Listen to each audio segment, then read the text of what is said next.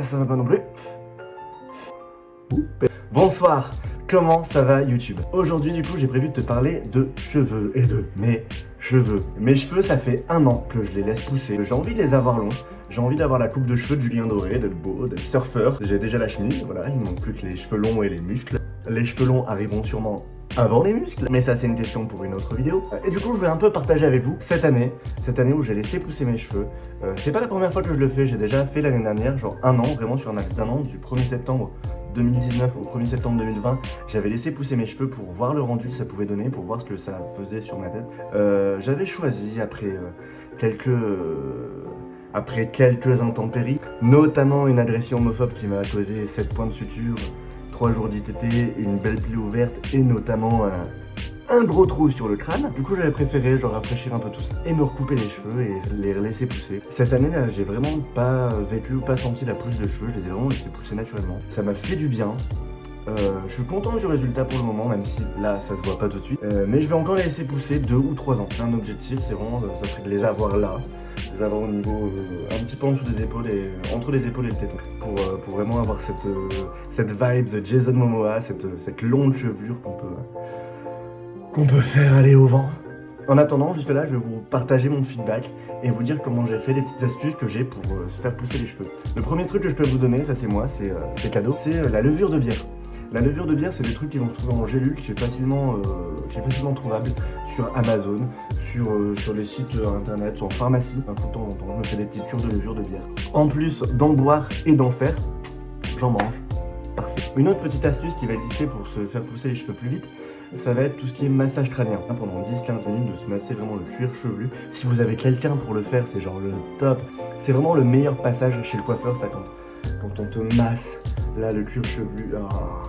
J'ai vu des astuces qui ont l'air un peu plus rocambolesques, qui vont être par exemple de se mettre la tête en bas, de faire le poirier pour avoir un afflux sanguin au niveau du crâne et que ça va faire pousser les cheveux plus vite.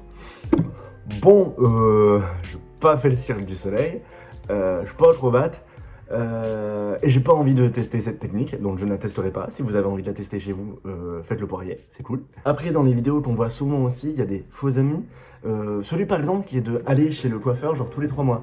Eh bien, je me laisse pousser les cheveux, j'ai pas envie de tomber sur une putain de coiffeuse qui va me prendre la moitié de ma longueur en pointe et qui va dire non mais vous allez voir ça va repousser vite. Bah non, ça va juste reprendre 3 mois, le temps que tu vas me reprendre un rendez-vous. Non, si vous avez vraiment envie de vous faire pousser les cheveux, vous n'allez pas chez le coiffeur.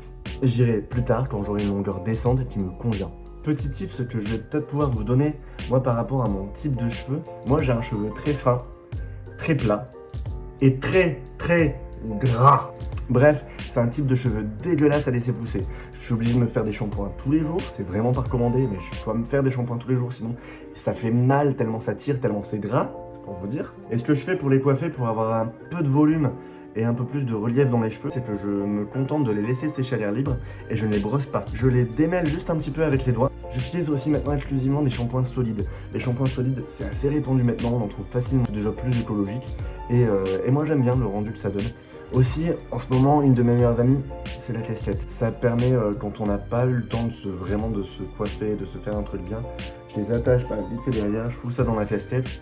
Ça me fait une coiffure, une tête propre pour au moins sortir, pour aller prendre un verre, pour aller en cours. C'est la technique facile et rapide.